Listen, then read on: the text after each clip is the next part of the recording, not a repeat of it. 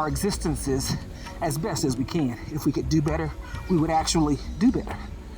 Even if we know better, sometimes that's not enough to help us do better. And it was, wait a minute, if we know better, if we have values that are loving and life embracing and supportive and all those things that probably come to your mind, we think about sustainability from the social standpoint. Why aren't we doing it?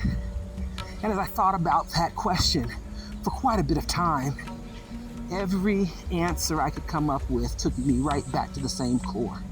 We don't do it because we got issues. Plain and simple. We have issues.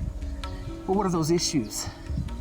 And if you spend any amount of time with me, you probably already know the issues is the ego stuff.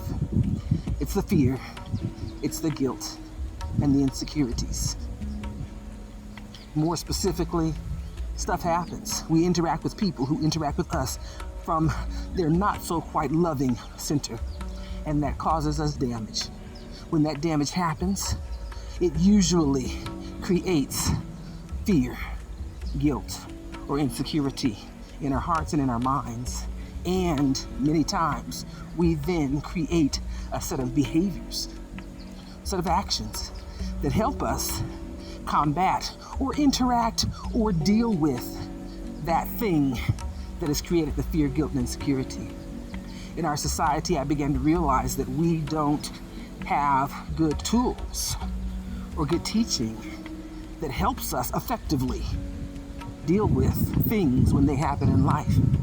We call it by a whole lot of names: trauma, issues. We call it by a whole lot of things, but it's the damage. It's the damage that we create person to person when we interact with each other in ways that are not quite loving. That was the core for me.